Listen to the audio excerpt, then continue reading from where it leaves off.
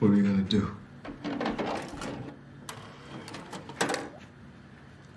Told you. We're gonna hang out. Gonna watch a movie. Gonna take some pictures.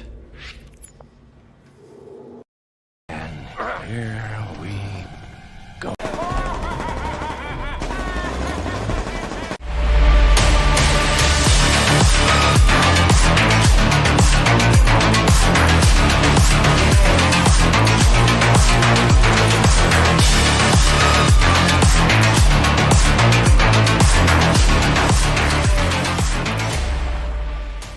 Be careful what you wish for, Parker.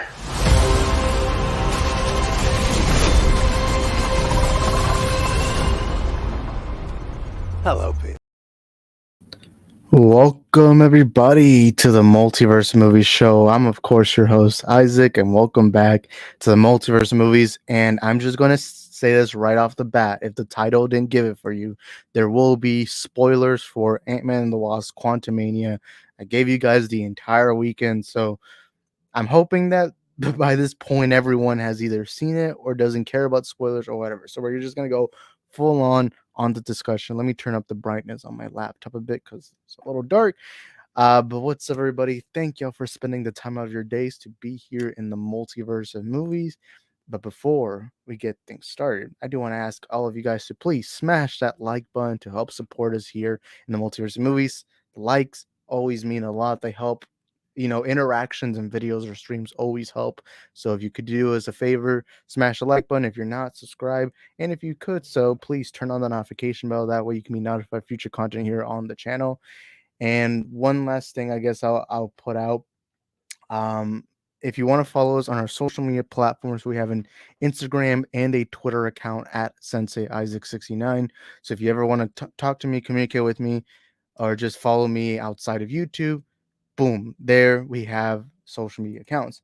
All right, so again, like I said, there will be full spoilers for Antman the Wasp Quantumania, the brand new installment in the Marvel Cinematic Universe. And of course, this is the complete trilogy for the Ant-Man franchise. Now, I already did a non-spoiler review on the channel, so there's that.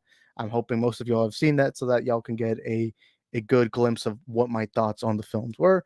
But before I go into my full spoilers on what I think, let me catch up with the chat real quick. So we have Carter Blake. By the way, I also have a poll. So if you could vote on that poll, if you like the movie, put yes. If you don't, put no, whatever it is. So that way we can get a good gist of what the chat really thinks of Ant-Man the Wasp Quantumania. Carter Blake says, the reason I love it is because of the reviews of people that enjoy it. All right. I mean, and to me, it's always about your own personal take, whether it's a film or show. To me, it's always just been, hey, what do you think? That's cool, Then Daniel's Hot Topics. What's up, Daniel? He says, Ant-Man the Wasp Quantumania was so boring and brought me to tears. Look, I'll say this thing.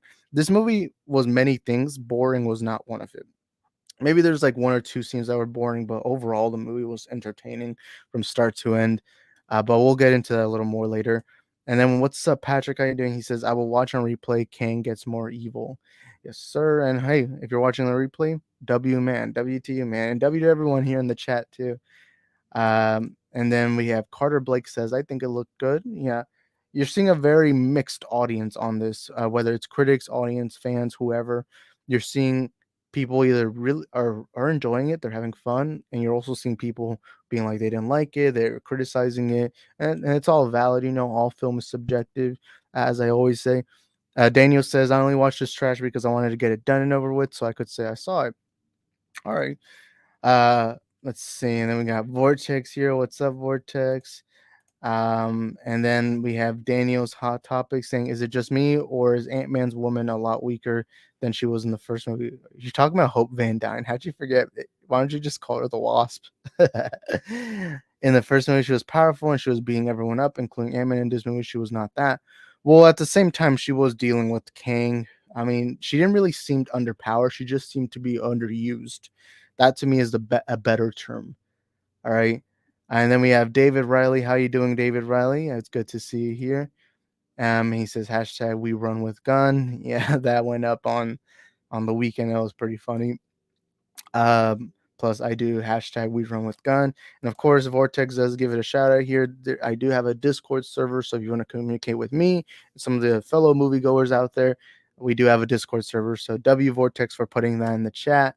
But before we go on with the rest of the stream, I think, how about we have one cool fun fact for today? Yeah, let's do this special new thing. Cool bug factors. One day you will have to answer for your actions, and God may not be so merciful. That was so random. All right, let me give my thoughts on Antman The Wasp Quantumania.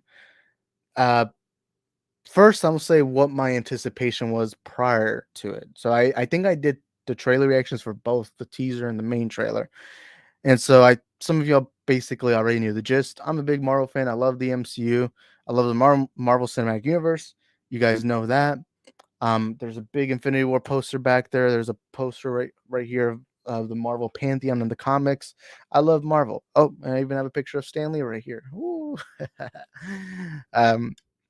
And actually, I drew that myself. I used to be an artist, or not an artist. I would more draw like cartoons and stuff like that. That was what I used to do. But Antman The Wasp Quantumania, I was looking forward to it. The trailers look decent. I've always loved Ant-Man. I think the Ant-Man movies were always a nice a breath of fresh air. They were simple, they weren't complicated, and they were just what you needed them to be: fun, dumb, and cool. And I liked them. They were just fun, dumb, and I just enjoyed them. They're popcorn flicks, and they're the type of movies that you go to and you could bring anyone. You could bring your parents who have never seen a Marvel film. You could take your cousin who's never seen a Marvel film. You could take anyone who's never seen a Marvel film, and they would have had fun with Ant-Man, right? I remember when I went to go watch the first one. I remember I went with an older cousin of mine who had never seen an MCU movie, or maybe they'd seen one. And it was probably Thor, and they loved Ant-Man. They really loved it. And I've always liked Paul Rudd. I think Paul Rudd's a great actor. I think he's great as Ant-Man. And so going forward into the movie, not only was all that built me up to enjoy them, to be excited for the movie. I mean, it was the introduction of Kang the Conqueror. Kang is one of the coolest, most complex villains in the comics. Not the best villain, but you know, he's always been a very interesting one. He's a very confusing villain if you're not really into the multiverse stuff. But Kang, I remember just hearing that Kang was gonna be in Loki and all that. I was like, God damn. And then hearing he's gonna be the big bad. There's a couple concerns I have with Kang, but overall, just pure excitement. Played by the great Jonathan Majors, who's such an amazing actor, man. Mwah. He's such an amazing freaking actor. And so, it got me excited. The first trailer comes out and they play an Elton John, what was it? The Yellow Brick Road song from Elton John. And I was excited. There's also rumors at the time that MODOK was going to be in it. And I always thought, holy shit, MODOK in the MCU, like live action. I got to see what this is. So the trailer's excited me. I love, especially the second trailer. I love the second trailer.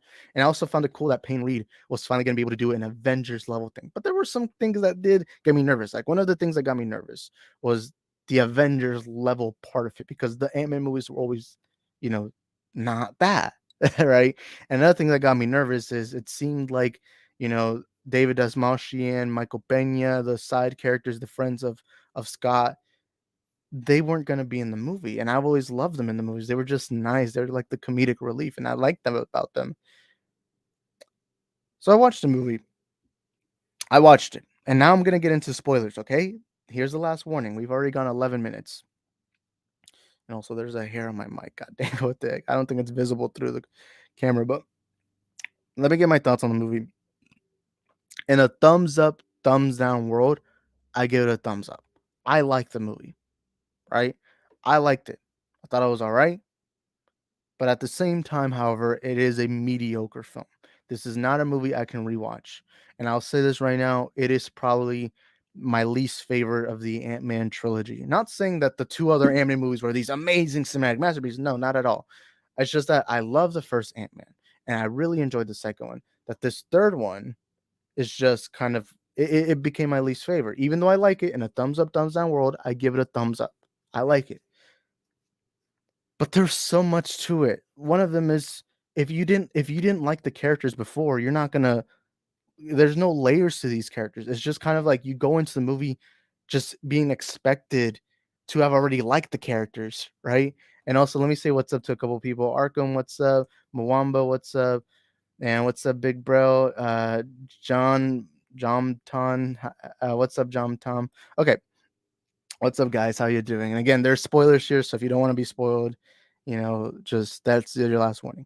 I thought the movie was all right, but there was so much negative towards it that it led me like the more and more I think of the film, the less and less I like it. Let me get the good out the way. I thought it was entertaining. I thought there was a lot of funny scenes. I thought there was some cool the costume designs that deserves a lot of appreciation. Kang was badass. I don't know where I left my Kang Funko Pop, but Kang was badass and he was very well portrayed by Jonathan Majors. There's only one critique I'll give to Kang, and the one critique I have is I wish they really showed you a scene of him killing an Avenger or taking over a multiverse. Instead, we're just told there's like a quick scene, but for the most part, we don't really get to see Kang doing all that. I would have loved it if we had seen that. I think that would have really shown how much scarier he could be if he's not properly taken care of. Right. Right. But overall, I loved Kang. Kang was badass. I thought Paul Rudd was great again. I think the side characters, what they had, were good.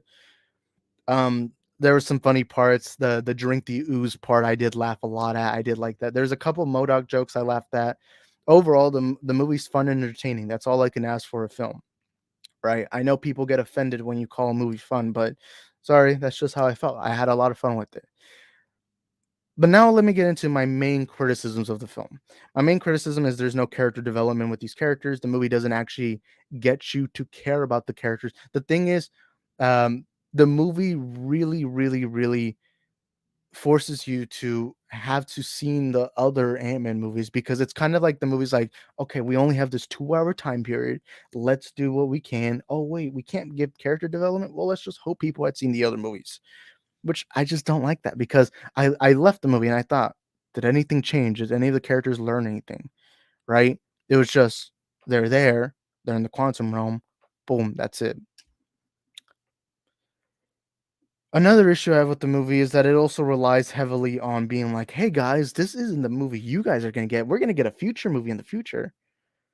This felt kind of like a prelude, an overly long prelude for Kang Dynasty.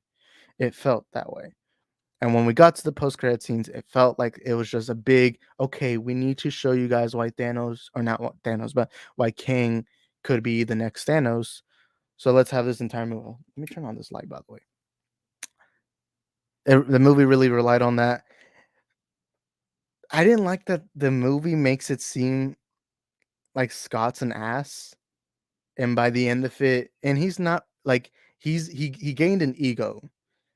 And the movie sets it up, even in the trailers, they set it up as if this is going to be a story of Scott uh, realizing he needs to humble himself. He's not the only hero, or he's not the biggest hero there. He's not the biggest celebrity or whatever.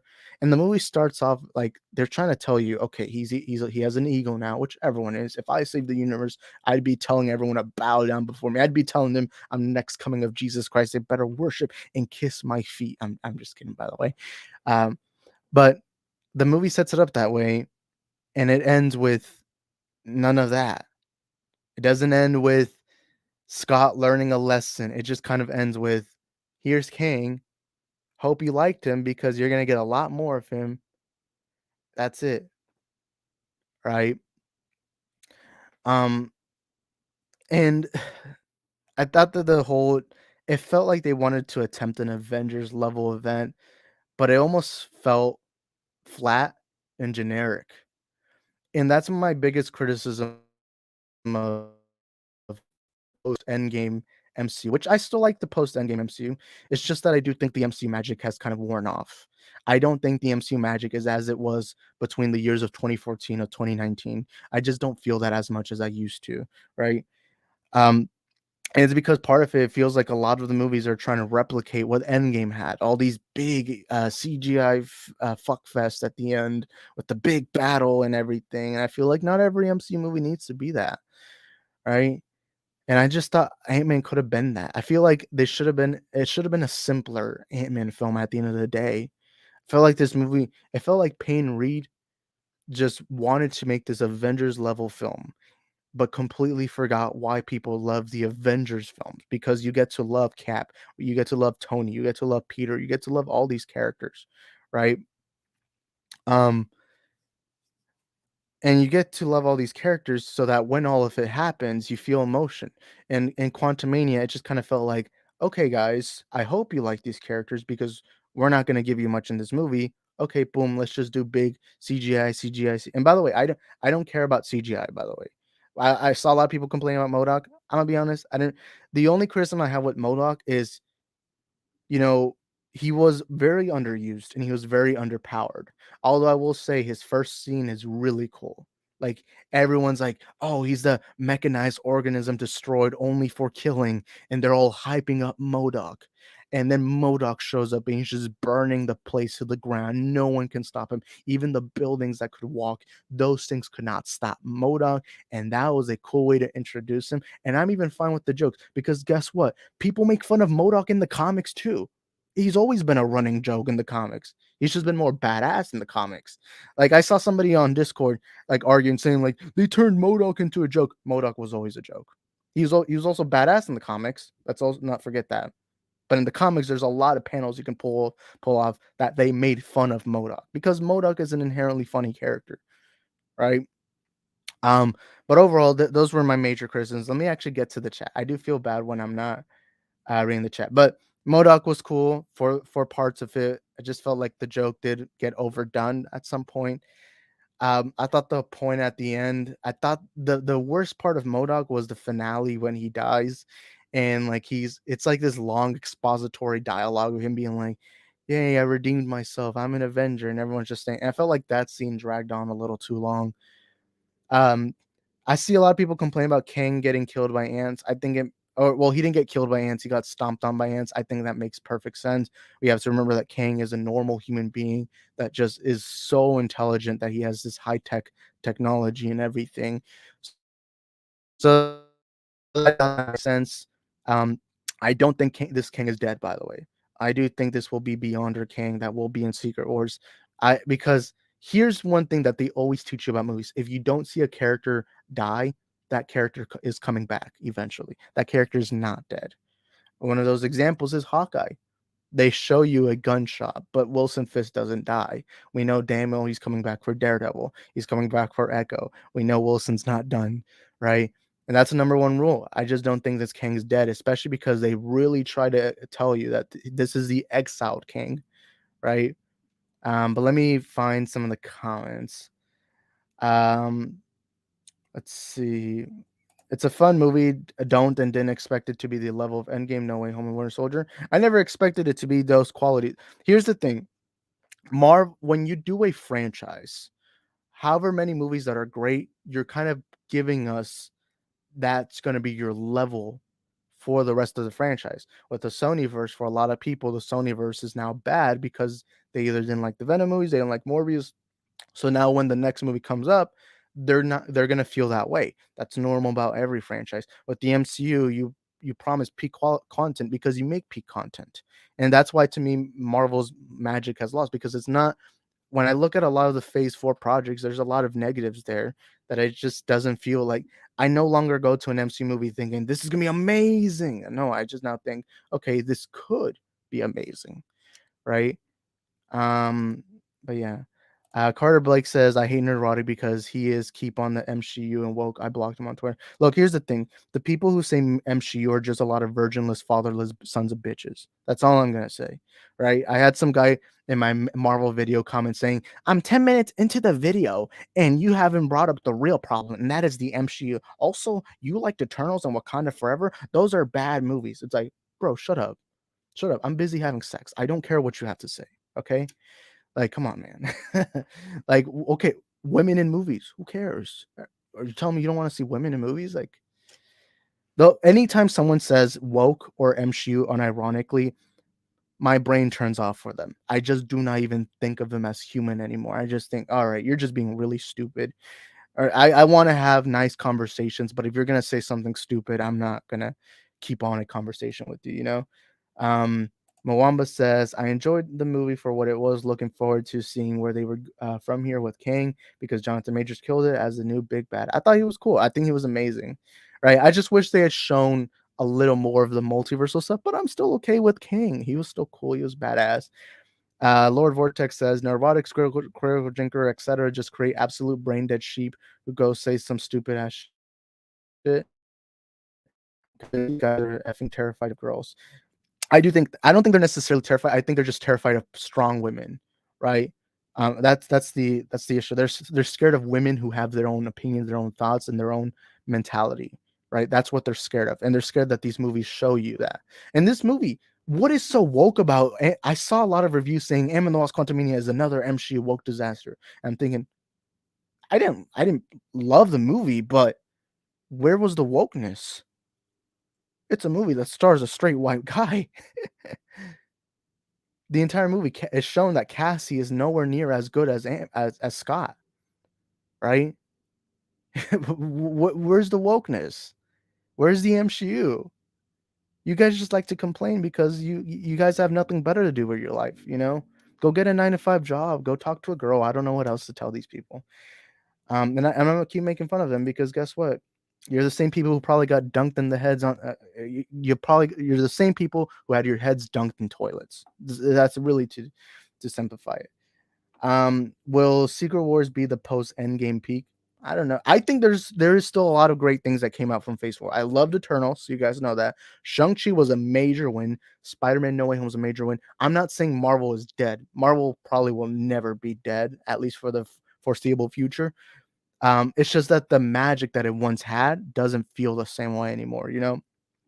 Um, they're gonna find a way to complain about that, bro. When you see MODOK, he pops up at the tournament and then he comes to the camera. Was such a cool thing. Yeah, exactly. That's kind of what I was talking about. Um, let's see. He should have fought Iron Man and Captain America, to be honest. Oh, you're talking about MODOK? Yeah, yeah. I mean, MODOK's an Avengers level threat in the comics. But yeah, let's see. Daniel says, although I did not understand Kang's logic, where he said he saw the multiverse was destroying itself, so he destroys universes for what? To solve the problem. How does that solve a problem? Well, my assumption is he's similar to He Who Remains. He wants to destroy all the other timelines so that way he can preserve one timeline. Because He Who Remains does explain that multiverse is a dangerous concept in and of itself. How having all these universes, you'll have incursions, you're gonna have people trying to travel to one other universes. But I think ultimately the real issue amongst the Kang stuff is that the Kangs are so egotistical and so cocky, and they each want to be rulers that they end up just fighting amongst themselves, causing a multiversal war. That's kind of what I assumed it was, right? Um, let's see. Kang isn't dead. He's in a weird place where you see multiple versions of yourself. Yeah, I do think that. Um, but yeah, let's see. Avengers game mode looks better. I still think they look dumb. I don't care what anyone says. Um, let's see. I doubt this Kang died. Remember Yellow Jacket who became MODOK when he was shrunk down? Kang was hit with the same attack where he was shrunk down. Where did he go? I think he's still around. Yeah, I do. I think he'll be beyond King. I think he's be more powerful next time. You know. Um, I mean, look. Reality is, I'm busy caring about my actual real life than caring about whether women are in movies. That's the reality, right? But yeah, let's see. Um, let's see. Is there any more comments? But yeah. Isaac, who do you think will be the villain of the Fantastic Four movie? I mean, I don't know really. It's not like they've been hinting at it, but I do think it could be the Ramatut variant of um of King. I think that's possible. Um, but yeah, I mean, I don't know. I really can somebody please answer to me why is Antman the Wasp Quantumania woke? This reminds me of when it was the first episode of Andor came out, and Jeremy from Geeks and Gamers said that it was woke and that they're pushing a narrative. And he never explained what. I watched the entire video, and that was probably the last time I ever watched a Jeremy video. But the entire video is just him saying, he liked the trailer, but there was a woke aspect to it. And I was like, okay, explain to me, what is woke? What is so woke about it? Right? It's like the reality is, a lot of these people, they complain because it's their only gimmick, right? They found a gimmick that works for them, right? Um, and that's how they get their views. They get their money. They're all sheep. At the end of the day, they're all sheep because they know they can't form their own opinion because they know they gained an audience from the certain niche that now they have to cater to that niche, right? Um, why do people think King is dead? Wasp just threw the shrinking circle thingies and he shrunk. I think the reason why people think he's dead is because the post credit scene they say Kang died, or at least the Kang's talking. And let's talk about the post credit. Let's also talk about that. Okay. They're I guess that's my assumption. To me, even then, I still think that this Kang is still alive. Right. But the post credit scenes were actually pretty cool. The first one was funny. It is honoring the King, that panel in the comics with all the Kangs, the Council of Kangs, seeing the Kangs cheering like it's a stadium, cheering as if Argentina just won the World Cup and they're all from Argentina. It's like, the Kang stuff was cool. You did see three Kangs. I forgot, one of them is the Ramata Kang.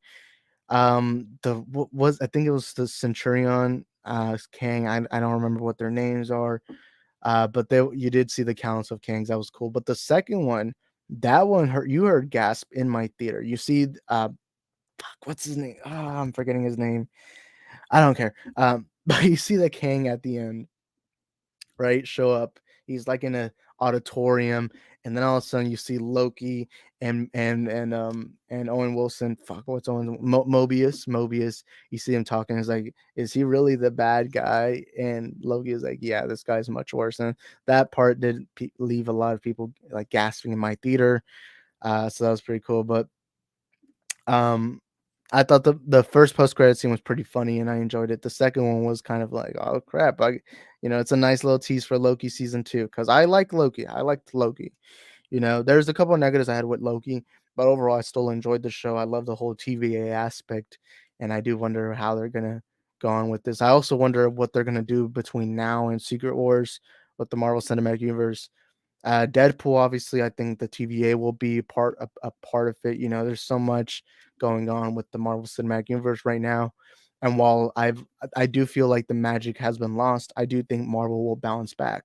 To me, Marvel is basically the best team out there. I'm gonna use sports term. This is kind of like Barcelona between 2009 and 2011, right? In 2009, they were dominating. They won the sextuple. They won the treble. They won every trophy possible. They're the best team out there with the best players. That's what Marvel was from 2008 to Endgame, which was 2019, right? You had this decade of dominance, right? And then now the mid era, which is the 2010 Barcelona, which was still a good team, just not the best team, right? And so you had that mid era. That's where Barcelona is, or not Barcelona. That's where Marvel is right now. But now Barcelona came in 2011 and 2011 and came back and won the UEFA Champions League and won La Liga. No, they didn't win La Liga that year. Well, crap, 2011. Yeah, I think we won La Liga because I think Real Madrid won the Copa del Rey that year. So yeah, and that's basically what Marvel is. I see so many people cheering Marvel's like I saw somebody being like, "Oh, Kevin Feige is damaging Marvel's brain." No, Kevin Feige saved Marvel. That's why I give him the benefit of doubt because Kevin has already done so much for for Marvel as a whole that I give him the benefit of doubt. Not that doesn't mean he gets full on range. It just means that he's done so much that he will get a pass on certain things. That's how life works in general. If you're at a job and the assistant manager will probably get more privileges than some average Joe who works at the cash register. That's just how life works. And the same applies for Kevin Feige. He's already done so much that I'm willing to give him a pass. Now let's say and Kang Dynasty and Secret Wars both are horrible, and then a couple of the movies in between are very negative.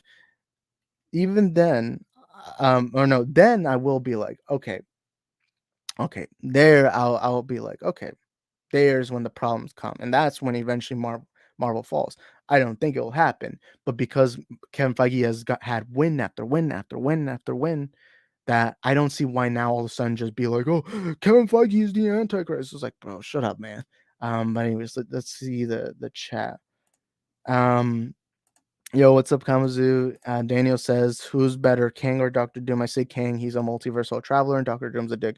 Well, I've already said this many times. Doctor Doom is not just my favorite villain in the Marvel comics. He is my favorite character. And Doctor Doom, the story of Doctor Doom is a story of tragedy.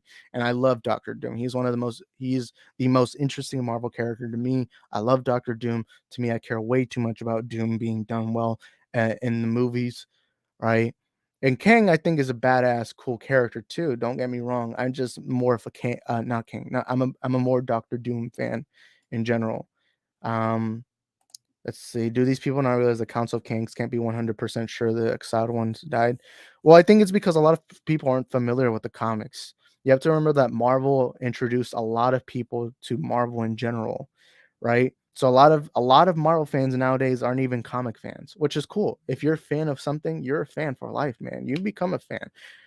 If you've never picked up a comic, cool, you're still a Marvel fan, right? You're just not a Marvel Comics fan. The same applies to comic fans who haven't seen the Marvel movies, right? So I think part of it is because people aren't aware of who Kang is. That to them, it's almost like they just don't have that idea in their head, you know. But yeah, I doubt that Scarlet Centurion. He was a sort of Black Widow logo across the stomach. That's kind of his iconic thing. I don't know. You know what? I think first of all, I'm going to be 36 soon. Hey, happy early birthday, man! In March and all that time growing up in the 90s, all the way to today, I learned that the pawns always go first, the weaker ones first. Yeah, I mean, I don't know what we're talking about. Okay. Link, wrong link. I don't care right now. I just want to talk about Ant-Man right now. Carter says, "Here's my theory on Iron Lad. There's a king who is good, but died against the exiled king, but he sent his armor to Earth 616 to the kid from Iron Man 3. What do you think?" I don't know. I don't see that kid coming back. I don't know. I don't. I'm not the best at theories. I'm not the best. By the way, I did get one theory right, and I said that Ant-Man was not gonna die. People called me stupid, but no, Ant-Man. I said Ant-Man wasn't gonna die, and he didn't die. Although I did get wrong that there was gonna be like a Kang versus Kang fight in this movie. That was obviously wrong. But I did get that major thing right. Everyone's quickly being like, Ant-Man's gonna die. Ant-Man's gonna die. Guess what? He's still alive by the end of it. But yeah, I mean, that's how I say. Europeans will get it, but not the New Yorkers. Well, you see, New York is not real. What about Messi's last few years in Barcelona? Well, Barcelona right now is far more improving right now. I mean, look how great we are, right? But yeah, the Flash will crush all of Marvel MCU. Oh, they're not going to be able to crush all the MCU because the MCU has a long back history now that it's going to be very difficult for DC to catch up, at least in the movie space. But yeah. Let's see. Doctor Doom, cool. He's better, to be honest, more iconic and less convoluted. Follow. Completely agree. Doctor Doom is like Vegeta in Dragon Ball Z. He's a bad guy who's defeated. I mean, I don't watch Dragon Ball Z, but that's another cool thing about Doctor Doom. He'll come back and come back and come back, and you can never stop him because the guy has a motivation, right? You don't even have to know about the comics. You just gotta use your brain. How would they know the exiled one is dead? Again, a lot of these people just don't know who Kang is. They don't know if Kang is a god. The movie, yeah, it does show you that he's human, but they also show you that there's so many Kangs that you don't know, right? I mean, look how weird the Kangs look, right? By the way, who cares, you know? Let's see. Kamuzu, gonna be out here saying comics goofy. I have no idea what we're talking about. Let's see. The point is, I think the Kang from Quantumania was the weakest of the Kangs because he was the first one we saw. He was the pawn. I don't think he's the weakest because they did show you so many Kangs. The thing is, this Kang was not the strongest. I think he's just the most dangerous. He's the one with the most dangerous potential, right? That's how I see it.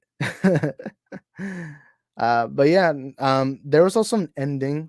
There was the ending of the movie was like Scott walking around all happy, and he was like happy, but then in his mind he's like, did I just cause something even more dangerous? He said something bad was gonna happen, and he goes back to his normal life. I like the scene, right? I like the scene. That's how life works in general. You're gonna have bad moments and good moments, and I feel like that's probably something that you would feel like in the real world, you know. Although the difference here is that the stakes was literally the multiverse as a whole. But I am very interested in to see what are they gonna do, right? Like what are they gonna do with this whole story? The Kang Dynasty, we did hear from My Time to Shine again, take scoopers very, very lightly. But it is said that apparently Tom Holland's Spider-Man will star in Avengers Kang Dynasty. And of course, and I think it was also said that we're gonna have the Kang War in Kang Dynasty. I do wonder what it's gonna be. Is it gonna be like each Kang going to each Earth? If so, what is the motivation? Again, I do hope that this King we saw, he is the main King. One of my worries right now is that we're gonna have multiple Kangs, and you're just not gonna feel anything because you're gonna feel so many differences amongst the Kangs that I feel like it's nice to have that one King. Part of the reason why people love Thanos so much is because you felt for him. You felt sympathy. You learned his backstory. You felt the failures and defeats that he has had.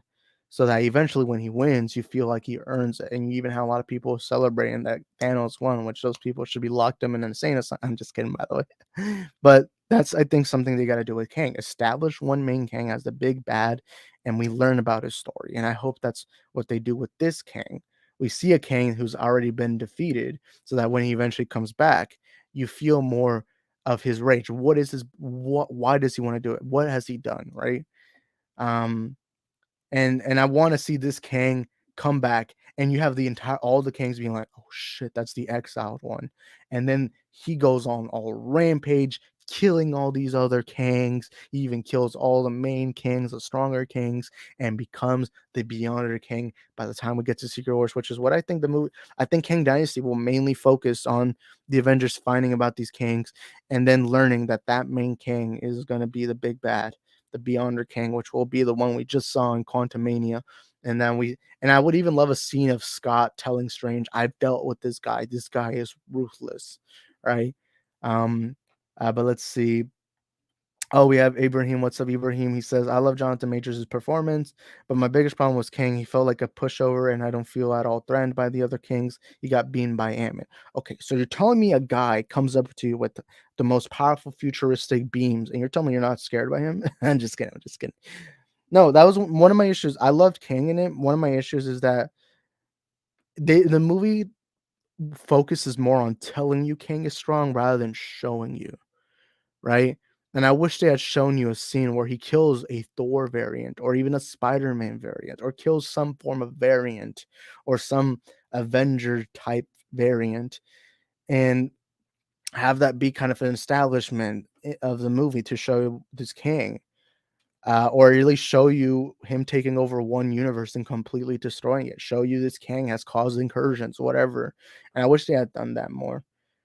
But yeah, this is my last comment. Could be a King that is good. Maybe he'll come to Earth 616 as Iron Lad anyways. I think that's possible. I think it's very possible. But I don't know.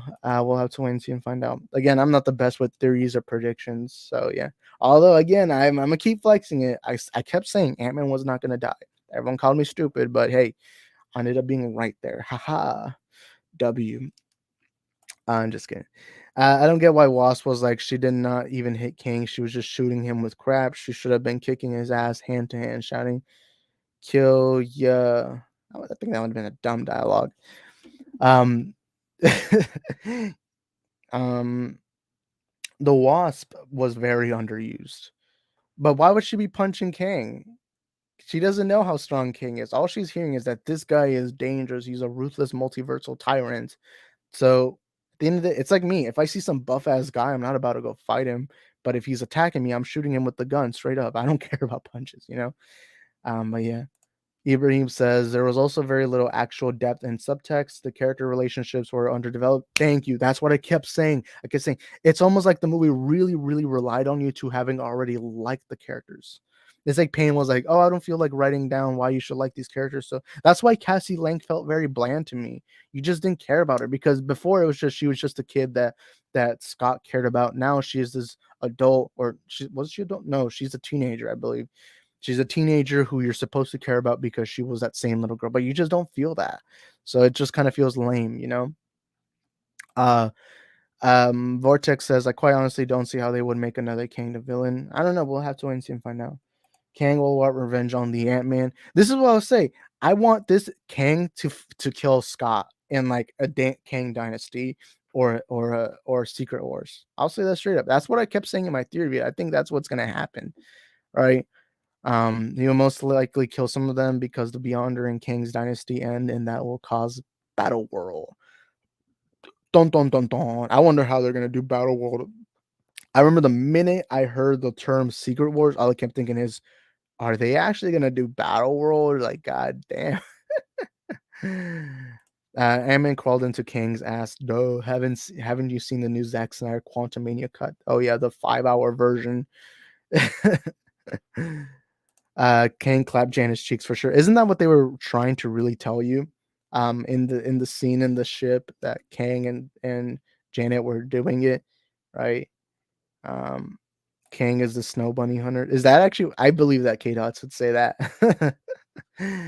um, wait, let me drink some water. I'm kidding. Kind of. Oh god dang it! All right, give me a second, guys. I'm gonna pick up my water.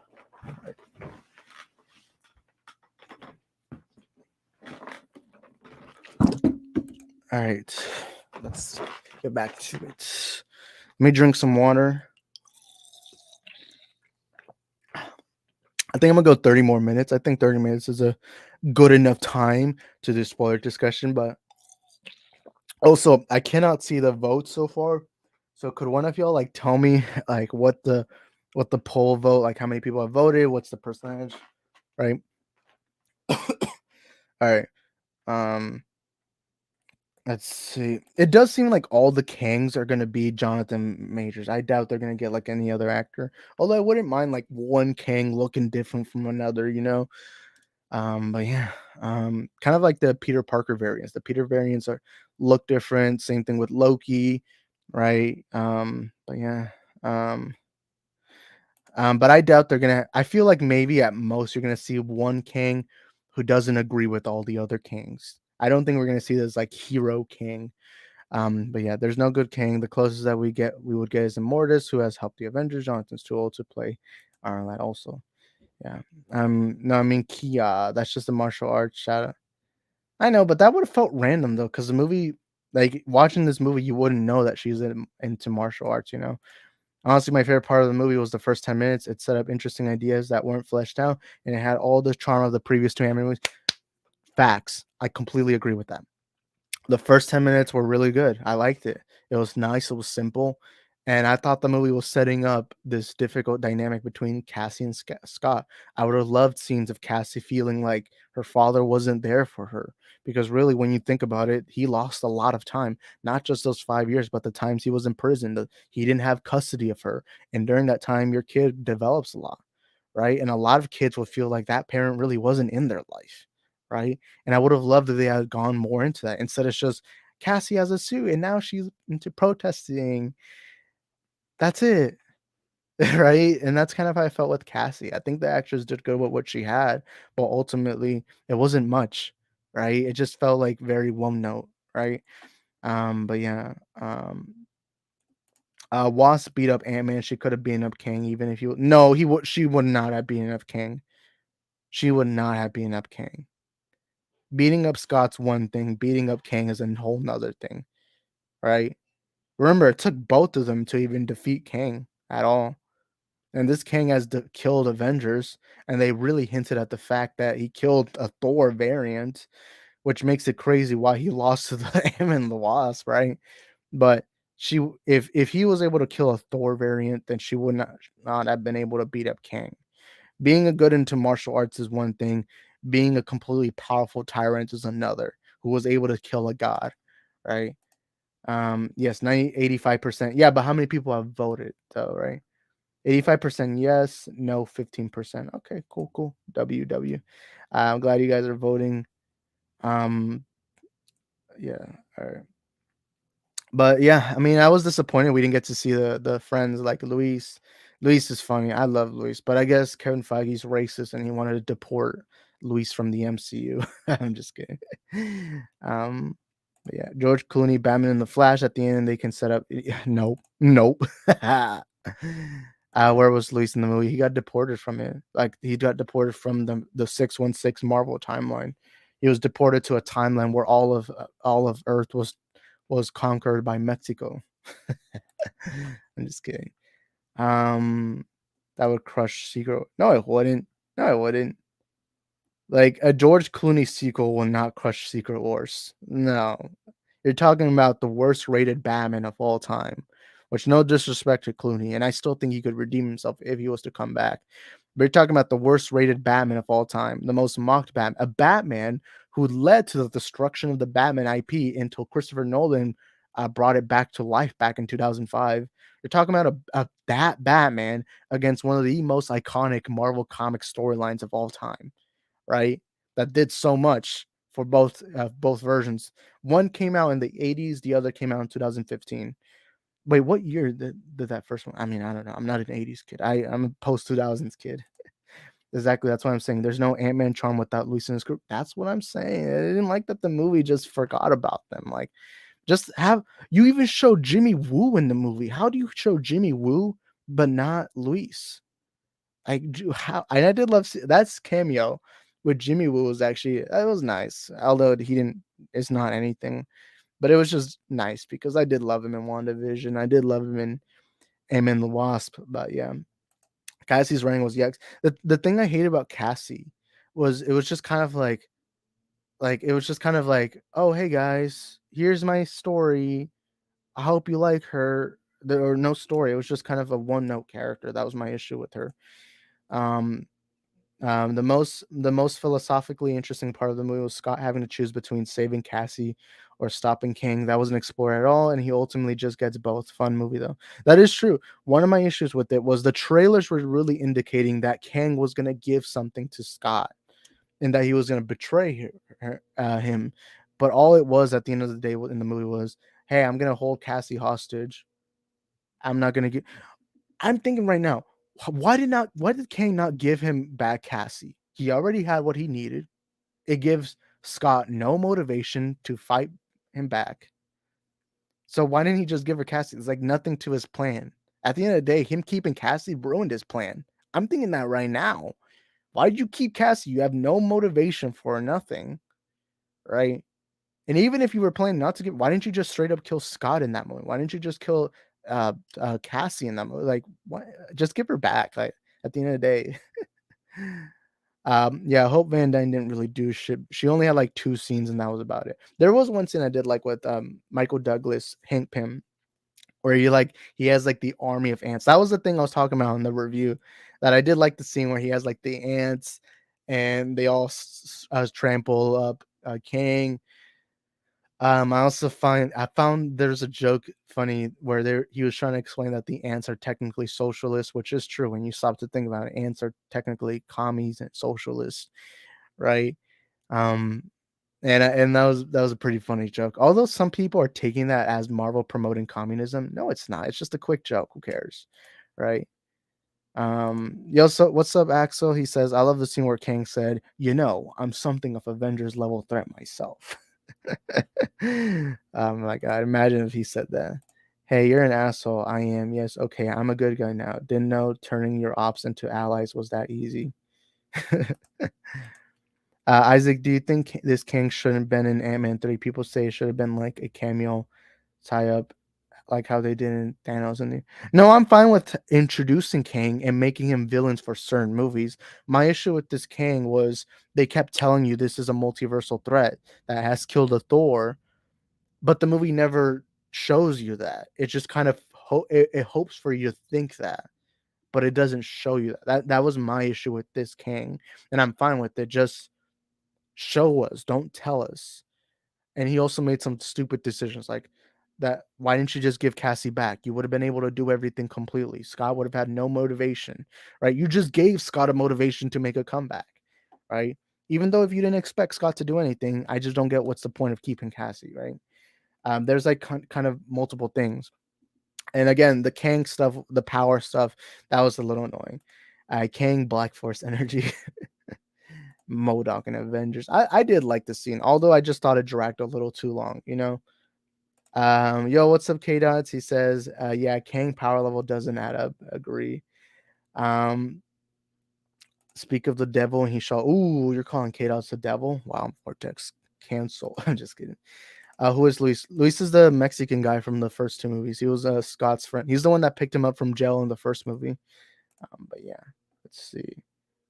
Um, Let's see. Oh, let me read Ibrahim's comment. I think in premise, setting up Kang in advance was a good idea. I just think Ant-Man was the wrong character to do it with, and ignoring it, it was underwritten. I do think you still could have done it with Ant-Man. You just need to write it better. At the end of the day, I don't really care as long as you write things well. I mean, how many times have they done Doctor Doom poorly in the movies? Twice. And he, to me, is my favorite Marvel character of all time. You know? Um, but yeah, let's see. He got a bigger mission, and Snowbodies are part of it. Dang, Kang.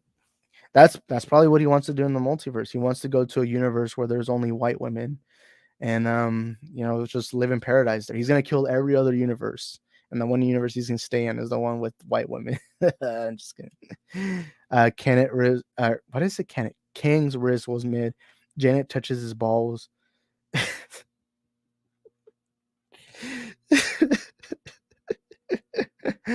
I'm gonna highlight this.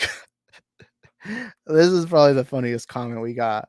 A Kang Rizzles made. Janet touches his balls and she runs away.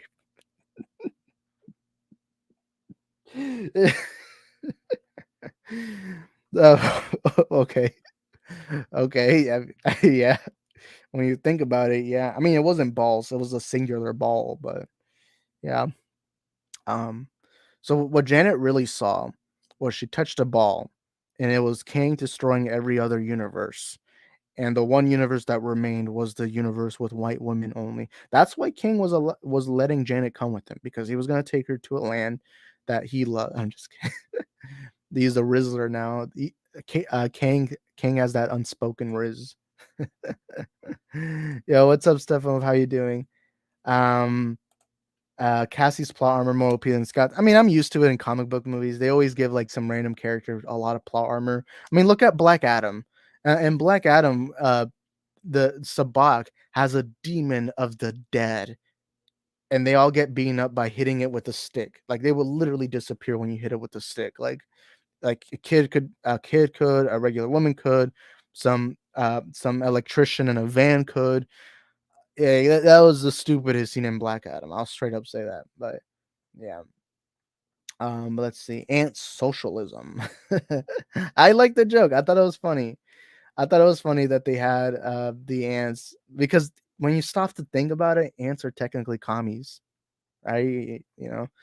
But yeah, Ibrahim says this movie needed to establish Kang as a threat. He got beat up by ants. Hulk beat. Okay, you shrink down and go fight them ants right now. Them ants will gang. Ants are probably the most dangerous things to fight if they were human size, because those things would just gang up on you, not even let you have a space to like throw a punch. I'm just kidding. No, I do think this Kang, while I think Jonathan Majors was great, and I think a lot of the performance, like I think he was done well, Kang. I just think that there were certain things like the telling you he's strong but not actually showing you is dumb. Um, and then the whole ending that he lost to Scott and Hope, I just thought that was a little dumb, but hey, I'm willing to forgive it if they're able to create this king who already has a motive and a revenge plan and make him Beyonder King by Secret Wars. And I want this king, and I hope by the end of Kang Dynasty this happens. I want this king to be so powerful that he's able to murder all the other kings straight up, because I think that would be a level where all of a sudden now they realize, oh shit, the Avengers are gonna have a tough rival. Because right now, I'm not going out of this movie thinking Kang is powerful and I don't see the Avengers fighting him. No, I see this Kang could be powerful, You just have to write him far better than you did in this movie. Bitchless Flash 2. Wait, are you talking about Yellow Flash? What? Ah, man, these I still don't know. People were calling Antman the Wasp Quantumania woke. What is so woke about it? I don't really see. If you stop to think about it, maybe it's not woke because you have a white guy beating up a black guy in this movie. So maybe it's not woke. I'm just kidding. Russian ants. Not Russian, but commie ants, you know. But yeah, Stephen Wolf says, like, I just thought about it and like, didn't Janet test Scott in the quantum realm and Ant-Man 2 for some reason? Yeah, I said that in my review. One of the issues I had was Janet the entire time was keeping secrets, even though they were already in the quantum realm, right? And the movie makes it seem like, okay, she's scared of the quantum realm stuff. She doesn't want anyone to touch the quantum realm. But in the post-credit scenes, you see them messing with the quantum realm again, right? And you wouldn't even you don't have to go into details. Just say there's an evil guy there that will murder the multiverse if he gets the chance to. All right. But yeah, I wanted to see Henry and Tights, bro. Pause. Hey, I'm just gonna bring up this clip again for Vortex. Cool bug factors. One day you will have to answer for your actions, and God may not be so merciful. I love that clip. I don't know why. It's just so random. All right, let's go up to the comments. That's Stefan saying what's up to everyone. And of course, I do have a Discord server if you guys want to join. So yeah. George Clooney as Dr. Doom. I don't see it. I don't see it. George Clooney as Dr. Doom. Nah, I don't feel it. Like I can't. I'm right now trying to picture it in my head, and I can't really think about Clooney as Dr. Doom. But yeah, Dr. Umar gonna slap Kang for them. So wait, isn't Dr. Umar the guy who was on Gideon's video? The one that Gideon went to his like reunion or something like that. He's the racist guy. He's the guy who doesn't want mixed relation couples. Is that the guy? Yeah, I'm not familiar, but yeah, Kang just trying to spread his seed. um, Kang Bang. Oh, there was like one of the songs called Kang Bang. What song was that? The score in this movie was very forgettable. But then again, most movies have forgettable scores. There's a couple like the Star Wars movies. I think a lot of the Zack Snyder scores were really badass.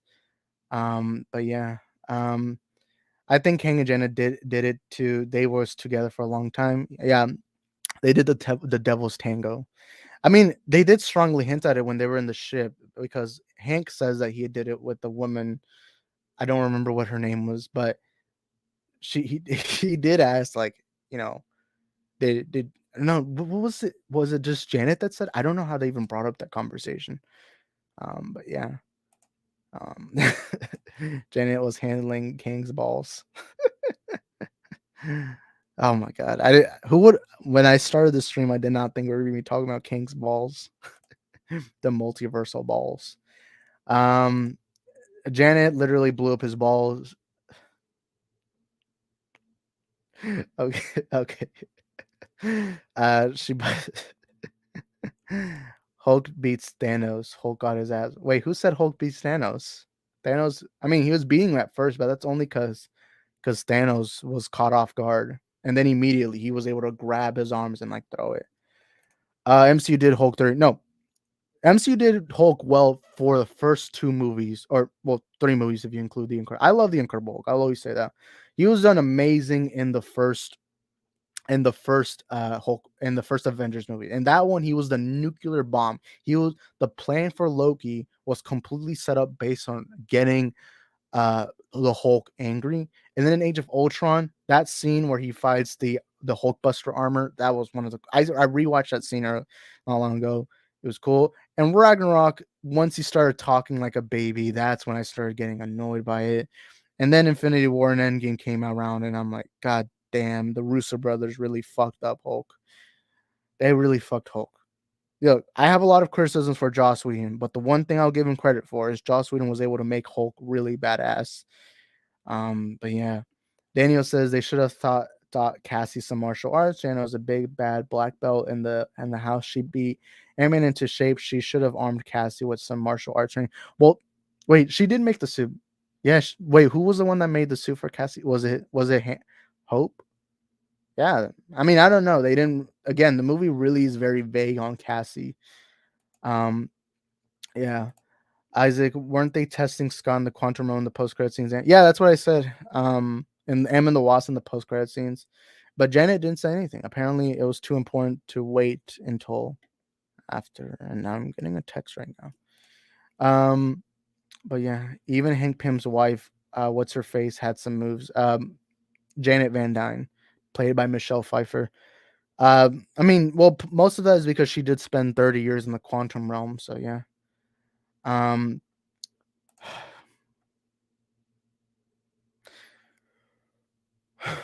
So what was said by My Time to Shine Hello, and again, you always take scoops very, very vaguely.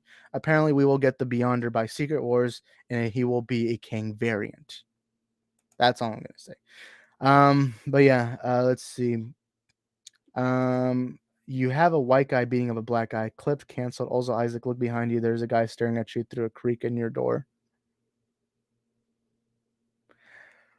I don't know. But that is funny. I mean, when you stop to think about it, because the people are complaining that this movie was woke. When you stop to think about it, is this movie really woke? A white guy beat up he didn't beat up Kang, but he beat Kang at the end of the white guy was seen as a hero and the black guy was seen as a villain. That's all I'm saying. Like, if we're really gonna call it woke, then let's just stop to think about that, But yeah, let's see. They better not give Dr. Doom a nanotech mask. No, I hope this is a Doom that gets it engraved into his face, like, kind of like the Bat brand in Batman versus Superman, where he would like burn it onto you, like that guy in the first scene. Laughing my ass out. Dr. Umar, Dr. Doom, Dr. Umar is the scammer guy. Oh wait, he scams people. All I know is that he's racist towards white people. But yeah, let's see. Kang and Janet Ball's scenes made it 10-10. Okay. Oh my god, I didn't think we were gonna talk about Kang's balls. Ibrahim says I accidentally said Hulk beats Thanos. I meant Thanos beats Hulk to show how Thanos was demonstrated. Exactly. I wish the movie had at least a quick scene where you had Kang killing one of the Avengers in a other universe, and especially the Thor variant. That would have been really cool. That would have really set the tone for Kang, because instead he's just like, maybe I killed Thor, maybe I did. I don't remember. I killed an Avenger, or I've killed Avengers. I mean, but they don't show you that, and it's kind of like, okay. That's like saying I rizzed up Anna de Armas. I could say it, but like, it doesn't mean anything if you don't see a picture of me with Anna de Armas, That's just how I see it. But let's see. But I mean, I know a lot of people don't like I love Incredible Hulk. I think that's an amazing movie, and I'll say this right now. I think Edward Norton is a better Hulk than Mark Ruffalo. I'll say that. I did like Mark Ruffalo for the first two movies, but I think that Edward Norton still, to me, is by far the better Hulk. You know what I mean? It's King in Time. I don't know why, but it's King in Time sounds like a racist thing. I'm just kidding. Let's see. Janet escaped the quantum realm before Kang did. You could almost say she finished. Man, this is a very dirty chat. Woke. It wasn't woke at all. That's what I'm saying. There's reviews out there, people saying that Ant-Man The Wasp Quantumania is woke, and I'm thinking, what's woke about it? A white guy stars in it. The white guy is the hero, right? And he even beats a black guy in the movie. So is it woke? I don't know. But yeah, let's see. Also, what's up, Sideways 52? How you doing? Also, where was the plot armor about Janet having powers? Oh yeah. I didn't stop to think. They forgot about that. Yeah, because in Ant-Man the Wasp, they say she has some abilities, but now she doesn't. I don't really care. I remember the original pitch for Ant-Man 3 was going to be MODOK and Amos as the villains. Where is this coming from, though? Like, I don't know. Have a flashback where he kills someone. Yeah, what they should have done in that scene is have a scene where Kang's talking to Scott, and he talks about there was a point in one of the universes that he killed an Avenger, and you see like a quick scene of Kang killing Thor. You don't even have to show a complete fight scene. Just show us him killing an Avenger, and then boom, he's all of a sudden now strong, right? Riz the and Hulk 2008 is goated. I love Hulk. I love the Incredible Hulk film. I know John Campio's in that movie as an extra. You can find I'll find the picture right now. John Campia, Incredible Hulk. Let's see, it's like a quick cameo. It's basically if you blink, you miss the scene. Okay, here. Did my computer freeze?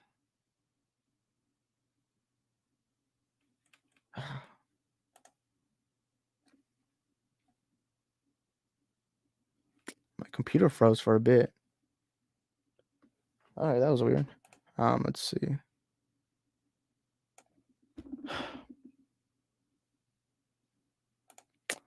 Sorry, I'm getting a couple of it. Okay, here we go. I found the picture. Let me put it here on the screen. Whoa. That's weird. Oh, here it is. Okay. Here's a picture of John Campion, the Incredible Hulk, right here. Mr. Campia. He actually got in trouble because he took a picture of himself in the costume, and they actually got mad at him. They called him and they said, "You can't do that." Right. But yeah, here's a scene of John Campia shooting at Hulk. So you could say that Campia is a variant within the Marvel Cinematic Universe, right? In this universe, he is American and he is in the military. Oh my god. But yeah, John Campion not favorite, and Perry critics not favorite, and genre. Oh, you're just saying you don't like them, or either you don't like them, or you like them, but they aren't your favorite. Campion didn't like Ant-Man 3 Baser. He was the first person to say that the MCU lost its magic. Didn't he die? I mean, they don't really show. It's not like Campion's like an important character. He's just like a quick extra, right? Like I think this is the only scene you see his face. Oh yeah, that is true. He probably did die because Hulk killed quite literally all the military people there, except a couple. That maybe Campio was one of them.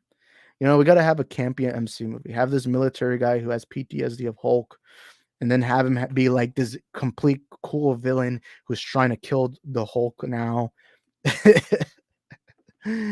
This is a pitch.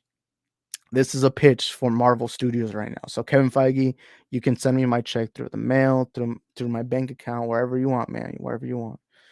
Give me a second. I got a text message from someone. Okay.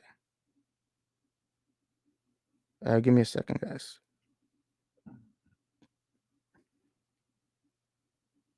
Okay.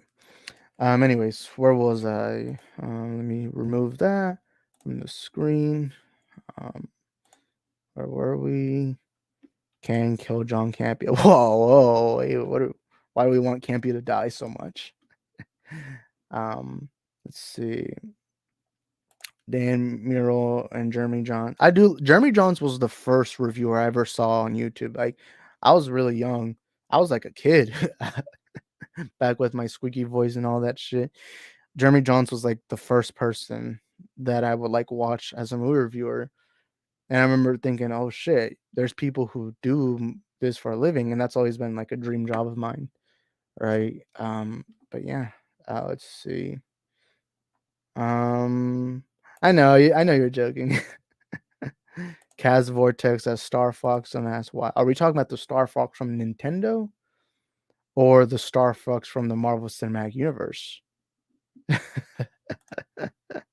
Also, I do have this clip of John Campia. Undo the mighty Campia pants, pull it out, and start urinating all over their freaking seats and say, "This is what you get." I think I out of all the YouTubers out there, I have the most out of context clips. You know what? I'm playing the clip again. I don't care what anyone says. Cool Bub Factors. One day you will have to answer for your actions, and God may not be so merciful. Yo, what's up, Chris? How you doing, man? There's comment. Yeah, there's his comment. So what's up, Chris? How you doing, man? Oh my bad. He's abuelo right here. The old man here. I'm just kidding. Let's see. I'm gonna be the Marvels as Miss Marvel's love interest. What was his name? Bruno. Bruno. Yo, Camus, you can't do Bruno dirty like that. Come on, man. Then who was the other guy? The one that was the son of the villain.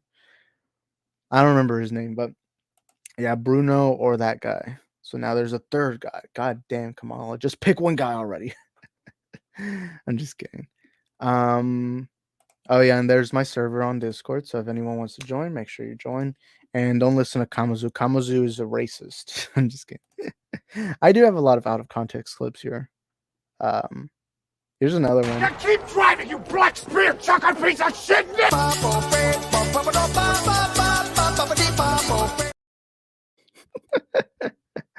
Bro, I don't think Adam Driver was acting there. I think Adam Driver, that was something that happened on set. A cinematographer, someone did something bad, and that was Adam Driver screaming at one of his castmates. I'm just kidding. Oh, we got him. Cancel Vortex right now. Let's see. I'm gonna put it right here. Cancel Vortex. Got him. I'm just kidding.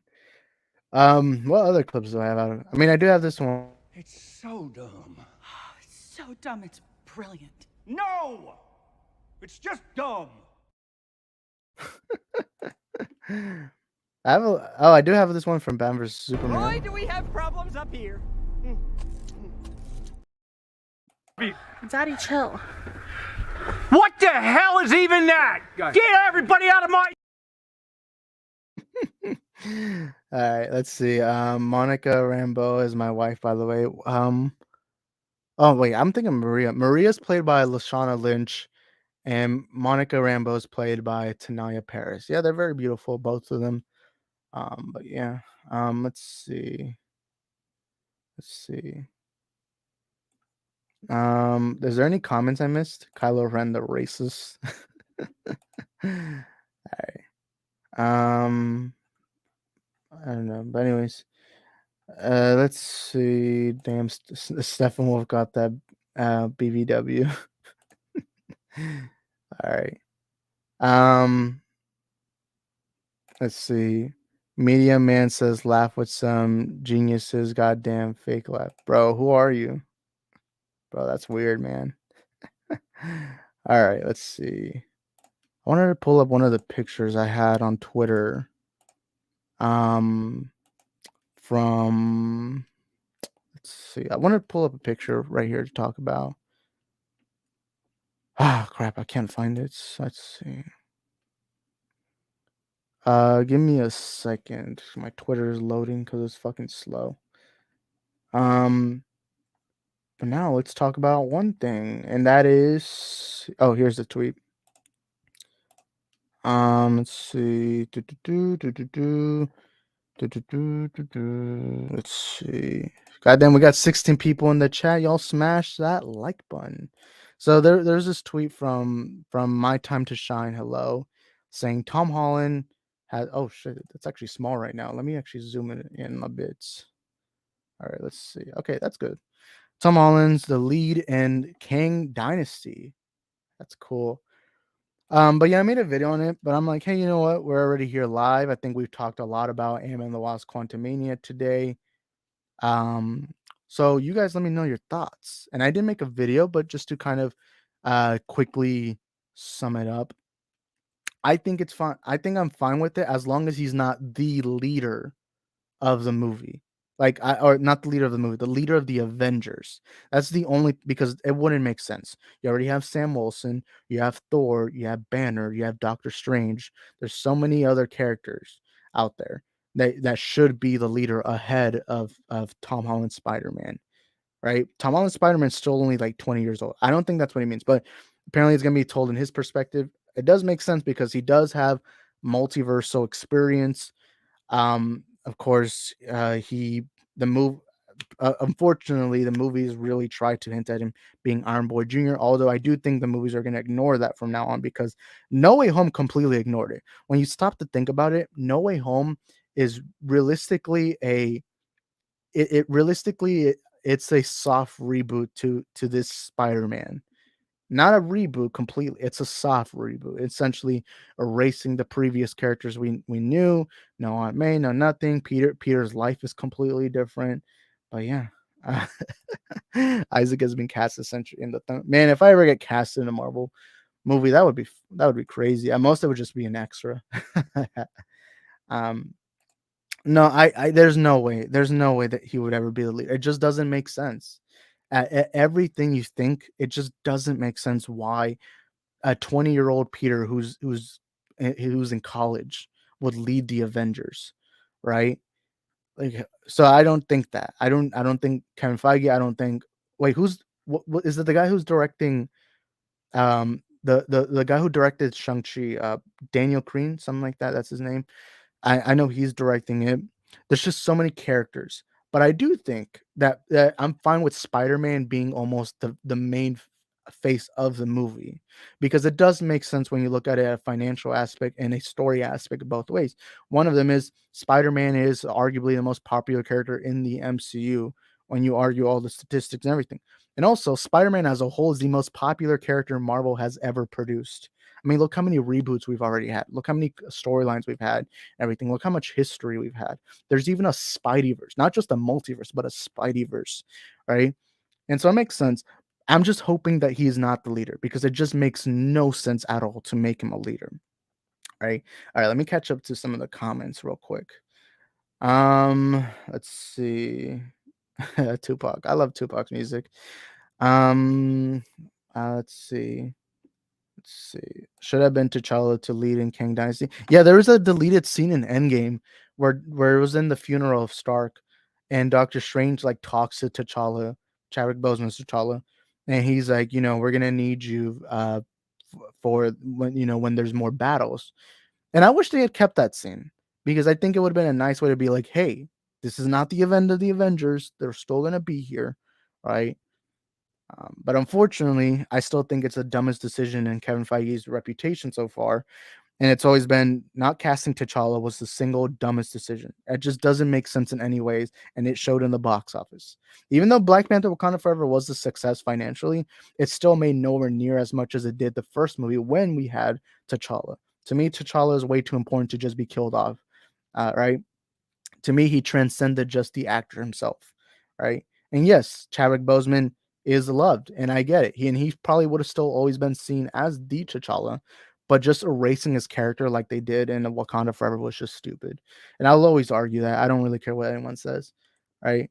I've been saying that since 2020, right? Before they even started filming the movie, and I still believe that till this day. I actually believed it even more when I watched Wakanda Forever. Even though I thought it was a decent movie, I liked it. I enjoyed it. I still think every time I watch the movie, I keep thinking this scene could be better. The scene especially that I thought could have been far, far better was that scene when Namor meets Queen Ramonda and Shuri. In that scene, all I kept thinking, you notice how his rage is towards what T'Challa did in the first movie, where T'Challa announced to the world Wakanda and what Wakanda is, right?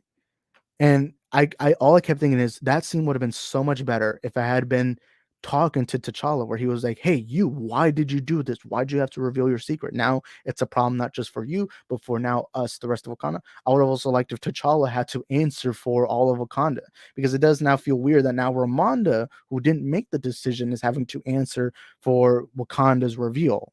It's so weird, you know. I mean, Spider-Man should be an Avenger to me. I just don't think he should be the leader of the Avengers. But yeah. But we got T'Challa. What was his name? It wasn't it Toussaint. Toussaint. It was like a French name, something like that. Toussaint. But yeah. I do think that Thor stories. I just don't know how many more stories, because Look what they did with Love and Thunder. I don't know how much more time you have with Thor. Not saying he can't be written much better, but like how much more do you have with Thor, especially if you're giving him mediocre stories with Love and Thunder, you know? But yeah, let's see. Sam or T'Challa need to be the only leads of this Avengers movies.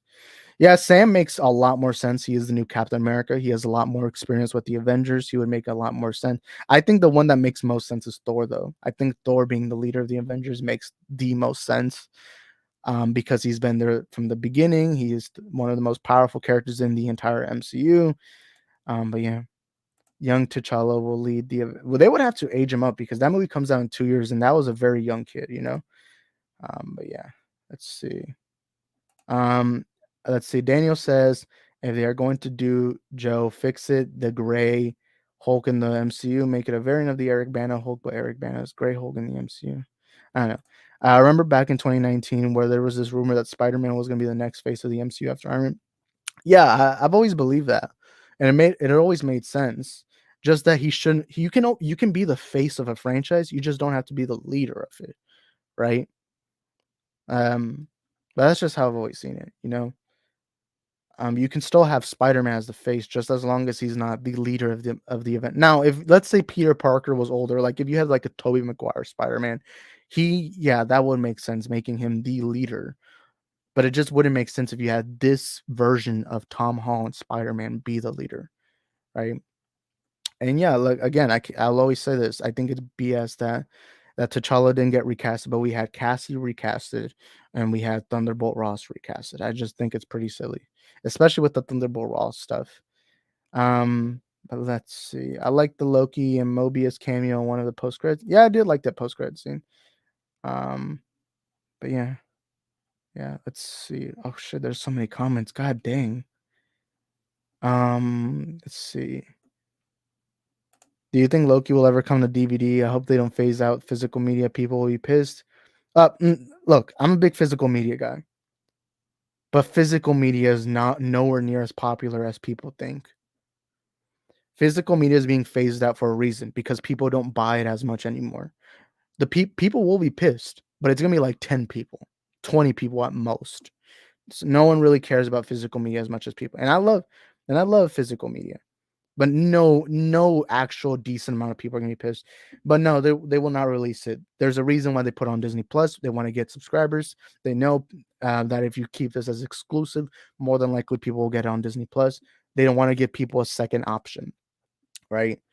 But yeah, the United Nations scenes was meant for T'Challa. Exactly. Imagine if T'Challa, who had revealed to the world Wakanda, imagine if he had to tell people, "Hey, this is Wakanda." Instead, it's just now on Queen Ramonda, right? But yeah, let's see. Chris Hemsworth is slated to be in King Dynasty, but is not for Secret Wars. No, there's no confirmation on the cast for them. Like, there's been no answer. There's been no answer on that so far. But yeah, let's see. Thor gonna leave after Thor 5. I don't know. I just don't know how many more stories you have with Thor. I feel like almost every story with him has kind of been done already. But yeah, let's see. Still not T'Challa, Lord Vortex. It's a whole new character. He ain't the son of T'Chaka. But yeah. They'll just age him up with Kang tag. I don't know. I just don't get why even go through this whole loophole of being like, oh, T'Challa Jr. is here. Yeah, he can be the new T'Challa. Yeah, but he doesn't have the same stories that this T'Challa had. You can always recast an actor. Every character is replaceable. And I think if you truly wanted to honor the character of Black Panther, you would have kept going on, being like, hey, don't you worry, Chadwick. You can rest up now. We'll take it from here. Thank you for leaving us a foundation. Thank you for starting this. We'll carry it on from here. You know? That's why it always frustrated me when they had recast it, or when not recast, when they had just decided, oh, we're just gonna kill off T'Challa. It was always BS, right? Dang, you know. Still the multiverse option since 616 and 83, it will most likely be collided, and just like Miles jumped from 1610 61. Yeah, but it still doesn't make sense. Why didn't you just recast though? You've recasted Thunderbolt Ross. You've recasted Cassie. You've recasted many times. You've even recasted War Machine, right? So why not just recast T'Challa? Everything points to recasting him. Why? Right? Instead, you have an uncomfortable scene at the beginning where it's like, oh, Chadwick Boseman's real cause of death was almost kind of shown in Wakanda Forever, right? This is interesting. This I'm not gonna make a video on, but I guess I'll just say I'll just give my thoughts on it. Isaac, what do you think about Superman Legacy? Been written 6 months before Black Adam. Some people are mad. Well, the people that are mad don't know how movies actually work. I'll say that straight up. There's so many people on Twitter and everything that just do not know how movies are actually made, how movies go through processes. Am I surprised about this? Not at all. Not at all. Um, but I'm not that surprised. I'm not that surprised. You know. In fact, I'm actually happy about this because this means that now Gunn has had a lot of time to work on this project, meaning that this project could be much better than it is. The movie's slated to come out in 2025. It makes me happy knowing that that Gunn has already worked on this movie for some good amount of time already, right? But yeah. Let's see. I think we're gonna end the stream off in like 10 minutes. But yeah, let's see.